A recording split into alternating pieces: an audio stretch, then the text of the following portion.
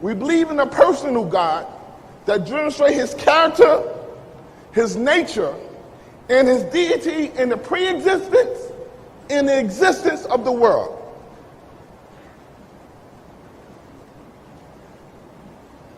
We agree with Moses when he presents the Godhead in Genesis 1:1. In the beginning, God.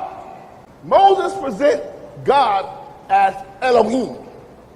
He called God's name in the plural. Moses ascribed a coexistence to the Godhead with the Father.